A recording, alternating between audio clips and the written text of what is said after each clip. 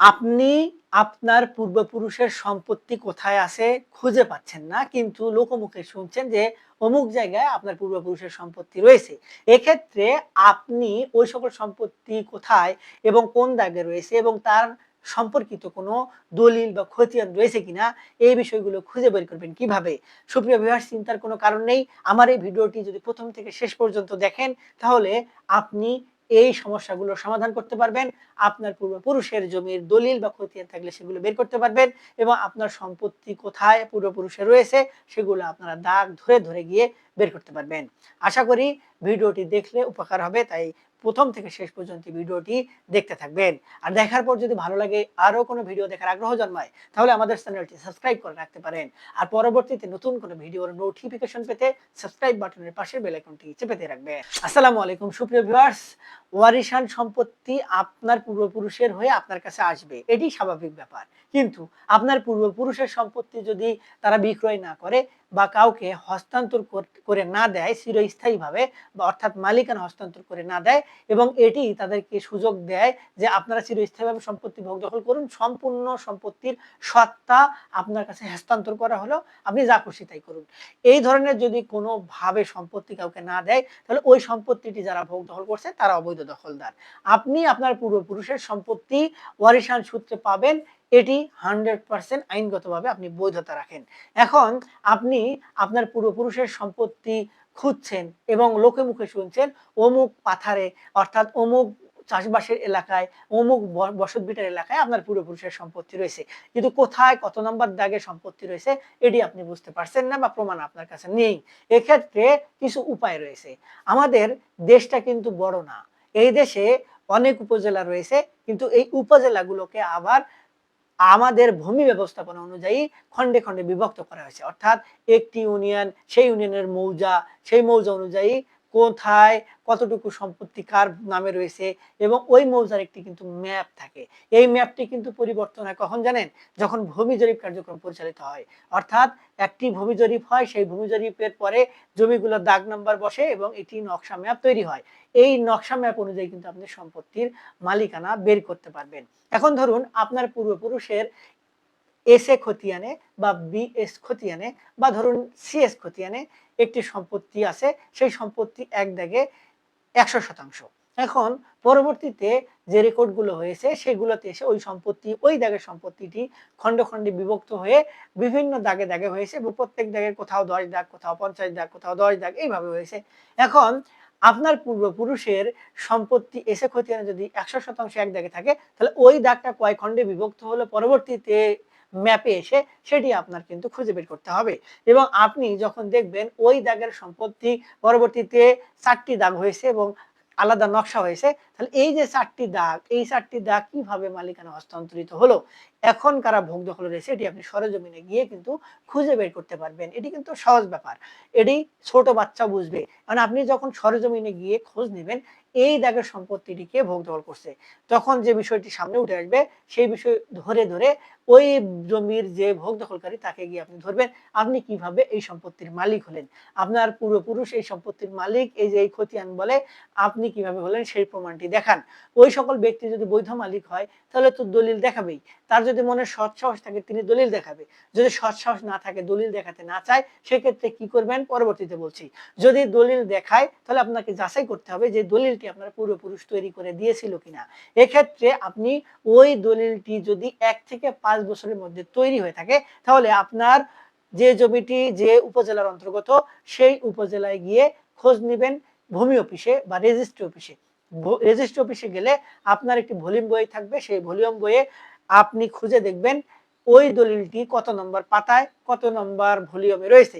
এই volume number খুঁজে বের করার একটি সহজ উপায় হচ্ছে দলিলের উপরে ভলিউম নাম্বার দেয়া থাকে, কত সালে তৈরি করা হয়েছে সেটিও দেয়া থাকে, ওই সাল ধরে ওই পাতাতে খুঁজেই যদি আপনি ওই দলিলটি খুঁজে পান এবং ওই দলিলের হুবহু কপি সেখানে থাকে, তাহলে আপনাকে বুঝতে হবে দলিলটি তৈরি করা হয়েছে বৈধ প্রক্রিয়ায়। এখন আসে যে অবৈধ মালিক জমিটা হস্তান্তর করে দিল কিনা, অর্থাৎ আপনার পূর্বপুরুষ তো জমির মালিক, কিন্তু জমি যদি অন্য কোনো ব্যক্তি আপনার পূর্বপুরুষের নাম করে ছদ্মবেশ ধরে হস্তান্তর করে দেয়, তাহলে এক্ষেত্রে আপনাকে পরবর্তী পদক্ষেপ নিতে হবে, সেটি হচ্ছে আপনার পূর্বপুরুষের যে সই দেয়া রয়েছে বা যে সিগনেচার দেওয়া রয়েছে বা টিপসই দেওয়া রয়েছে সেটির সামঞ্জস্যতা কতটুকু।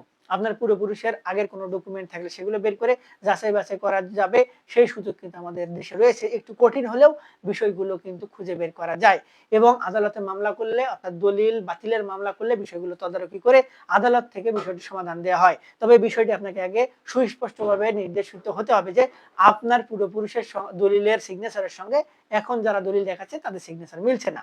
আরেকটি উপায় হচ্ছে যে ওই দলিলে যে সকল সাক্ষীগণের কথা বলা হয়েছে সেই সাক্ষীগণের সাক্ষ্য কি। আপনি যদি ওই দলিলের যারা সাক্ষী দিয়েছে তাদের ধরেন বা তাদের সঙ্গে যোগাযোগ করার চেষ্টা করেন, তারা যদি জীবিত থাকে তাদের সাক্ষ্য কি, তারা ওই দলিল তৈরি করার সময় ছিল কিনা, সেই ক্ষেত্রে তাদের সাক্ষ্যের উপর অনেক কিছু নির্ভর করছে। আদালতে গেলেও কিন্তু সাক্ষ্য প্রদান বা গ্রহণ করা হবে। এখন আসে ওই দলিলটি যদি সাক্ষ্য অনুযায়ী ঠিকঠাক থাকে তাহলে আপনার কোনো কিছু করার নেই। যদি কোনো একটি গড়বড় থাকে তাহলে আপনি আদালতে দলিল বাতিলের মামলা করলে এবং জমি পুনরুদ্ধারের মামলা করলে আপনার ভোগ দখল আপনার কাছে ফেরত আসবে এবং এক্ষেত্রে আপনার পূর্বপুরুষের সঙ্গে আপনার যোগাযোগ কি এ বিষয়ে একটি ওয়ারিশান সনদ আপনার সংগ্রহে রাখতে হবে। এখন আসে যদি ওই সকল ব্যক্তিরা দলিল দেখাতে না চায়, প্রথম স্টেপ হচ্ছে আপনাকে দলিল দেখানোর জন্য তাদেরকে বাধ্য করার কিছু স্টেপ নিতে হবে। যেমন আপনি আইনগত প্রক্রিয়ায় যাওয়ার আগে সমঝোতা করার চেষ্টা করেছিলেন কিনা, বিচার সালিসের মাধ্যমে বিষয়গুলো দেখানোর চেষ্টা করেছিলেন কিনা। এখন ময় মুরব্বী বা চেয়ারম্যানের কথা কে শোনে, এজন্য আপনার আদালতে কিছু সাক্ষ্য লাগে বা প্রমাণ লাগে যে আপনি তাকে চাপ দিয়েছেন, তিনি দেখাচ্ছেন না, বাধ্য হয়ে আপনি আদালতে এসেছেন, তবে কিন্তু আপনার মামলাটি আদালতে গ্রহণ করবে এবং আপনি আদালতে একটি রেমেডি পাবেন বা অর্থাৎ বেনিফিট পাবেন। এটির জন্য আপনাকে একজন আইনজীবীর সঙ্গে যোগাযোগ করে তাকে লিগ্যাল নোটিশ বা আইনি নোটিশ পাঠাতে হবে যে আপনি দলিল দেখান, না দেখাইলে আপনার বিরুদ্ধে আইনগত ব্যবস্থা গ্রহণ করা হবে। এক্ষেত্রে উকিল নোটিশ পাওয়ার পরে যে কোনো ব্যক্তি একটু হলেও নড়ে চড়ে বসবে, দলিল দেখাতে বাধ্য হবে অথবা তিনি অন্য কোনো আইনজীবীর পরামর্শ গ্রহণ করবেন এবং সেটি আদালতে গিয়ে ফাইট করার চেষ্টা করবেন। এক্ষেত্রে আপনি যেহেতু তাকে উকিল নোটিশ পাঠিয়েছেন, এক্ষেত্রে আপনি একটি বেনিফিট পাবেন এবং ওই সকল ব্যক্তি আইনগত পন্থা না মেনে আপনার সম্পত্তি ভোগ দখল করছে এবং আপনি তাকে আপনাকে ডকুমেন্ট দেখাতে তিনি রাজি হচ্ছেন না, এই বিষয়ে আদালত তার বিরুদ্ধে একটি নেগেটিভ কনসেপ্ট গ্রহণ করবে এবং পরবর্তীতে বিচার কার্যে আপনি কিন্তু একটু ফেভার পাবেন, একটু হলেও ফেভার পাবেন। এই হচ্ছে প্রক্রিয়া। এই প্রক্রিয়ার মাধ্যমে আপনার পূর্বপুরুষের সম্পত্তি কোথাও রয়েছে কিনা একটি স্টেপের মাধ্যমে আপনি জেনে নিতে পারবেন। এরপরে আরো কিছু স্টেপ রয়েছে যে খতিয়ান দ্বারা, অর্থাৎ আপনার পূর্বপুরুষের যে সিএস খতিয়ান বা এসএ খতিয়ান, এই খতিয়ান দ্বারা আপনি কিন্তু দাগ নম্বর ধরে ধরে সম্পত্তি খুঁজে বের করতে পারবেন, এই ম্যাপ ধরে ধরেও খুঁজে বের করতে পারবেন। দলিল দ্বারা খুঁজে বের করাটা একটু কঠিন, তবে দলিলের যদি আপনি সাল ধরেন, অর্থাৎ যে সাল পর্যন্ত আপনার পূর্বপুরুষ সম্পত্তি ভোগ দখল করেছিল ওই সালগুলো আপনি মনে রাখেন, তাহলে আপনার প্রথমে বললাম 1 থেকে 5 বছরের মধ্যে যদি হয় তাহলে উপজেলা রেজিস্ট্রি অফিসে, আর যদি 5 বছরের অধিক হয়ে থাকে তাহলে জেলা রেজিস্ট্রি অফিসে গিয়ে আপনাকে সেই বিষয়গুলো তল্লাশি দিতে হবে। তবে আমাদের যে কাগজপত্র এবং কলম সেগুলো বেশি দিন যেহেতু স্থায়ী না, নষ্ট হয়ে যায়, সেক্ষেত্রে আপনার আজ থেকে 50 বছর আগের দলিল খুঁজে নাও পাওয়া যেতে পারে। তবে আপনি অনুমানিক কিছু সাল ধরে, আপনার মৌজা ধরে আপনি গিয়ে রেজিস্ট্রি অফিসে যে কিছু নকল নবিশ থাকে তাদের কিছু নির্দিষ্ট ফি থাকে, সেই ফি ধরে যদি আপনি তাদেরকে কিছু তথ্য দেন, অর্থাৎ আপনার পূর্বপুরুষের নাম, কোন দাগে তারা সম্পত্তি ভোগ দখল করছিল বা কোন মৌজায় ভোগ দখল করছিল, এই ধরনের কিছু তথ্য তাদেরকে দেন, তাহলে তারা সেই সাল ধরে ধরে আপনার পূর্বপুরুষের নাম ধরে ধরে দলিল খুঁজে বের করার চেষ্টা করবে। যদি পায় আপনাকে একটি নকল সরবরাহ করবে, তারপর আপনি ওই নকল দ্বারা পরবর্তীতে আমি যে এখন প্রসেসগুলোর কথা বললাম, কোন দাগে কতভাবে কিভাবে সম্পত্তি ভোগ দখল করা হচ্ছে, তাদেরকে ধরে ধরে দলিলগুলো তল্লাশি দেন এবং তাদের মালিকানাটি যাচাই করেন, তাহলে আপনি কিন্তু আপনার পূর্বপুরুষের সম্পত্তি খুঁজে বের করতে পারবেন। এটি শুনতে একটু সহজ হলেও বিষয়গুলো কিন্তু অত সহজ না, একটু জটিল। তাই এই ধরনের যে কোনো পদক্ষেপ গ্রহণ করার আগে সরাসরি আপনারা কারো কনসালটেন্সিতে থাকবেন, অর্থাৎ যে কোনো ব্যক্তি যা আমাদের থেকে কনসালটেন্সি নিতে পারেন। আপনারা ধারাবাহিকভাবে আপনাদের বিষয়গুলো নিয়ে কনসালটেন্সি বা পরামর্শ দিয়ে থাকবো, বা আপনি আপনার সরাসরি এলাকায় কোনো আইনজীবীর সঙ্গে পরামর্শ করে যে কোনো পদক্ষেপ গ্রহণ করে তার পরবর্তীতে প্রথম পদক্ষেপ গ্রহণ করবেন, কিভাবে করবেন তার পরামর্শের ভিত্তিতে সেগুলো বাস্তবায়নের জন্য চেষ্টা করবেন। কোনো দালাল বা কোনো ধরনের জ্ঞানী যারা এলাকায় বেশি মাথা মোটা এই ধরনের ব্যক্তির পরামর্শ এড়িয়ে চলবেন। তাদের পরামর্শতে আপনি হয়তো অর্থ সাশ্রয় অর্থ নষ্ট করবেন বা আপনার সময় নষ্ট হবে। তাই এই বিষয়গুলো একটু মাথায় রাখতে হবে। সুপ্রিয় ভিউয়ার্স, এই হচ্ছে শর্টকাট পদ্ধতি। এছাড়াও আরো কিছু পদ্ধতি রয়েছে আপনার সম্পত্তির এলাকায় ভোগ দখল দেখিয়ে বা আপনার খাজনা প্রদানের কাগজ দেখে, এগুলো দেখে বিভিন্নভাবে সম্পত্তি খুঁজে বের করা যায়। তবে আমি যেটি বললাম, এই প্রক্রিয়ায় আগিয়ে গেলে আপনি নিশ্চিন্তভাবে সম্পত্তির মালিকানা আছে কিনা সেটি যাচাই বাছাই করতে পারবেন, কোনো ডকুমেন্ট রয়েছে কিনা সেটি খুঁজে বের করতে পারবেন, বা ওই নকশা ম্যাপ ধরে রেকর্ডের যে নকশা ম্যাপ, একেকটি রেকর্ডের একটি নকশা ম্যাপ, এই নকশা ম্যাপ ধরে ধরে আপনার সম্পত্তিগুলো খুঁজে বের করা কিন্তু সহজ হবে। সুপ্রিয় ভিউয়ার্স, আশা করি ভিডিওর বিষয়বস্তু একটু হলে বুঝতে পেরেছেন। তারপরে এই সংক্রান্ত বিষয় নিয়ে যদি আপনাদের আরো কোনো কিছু জানার থাকে, কোনো কিছু বোঝার থাকে, একজন ভালো আইনজীবীর পরামর্শ গ্রহণ করবেন।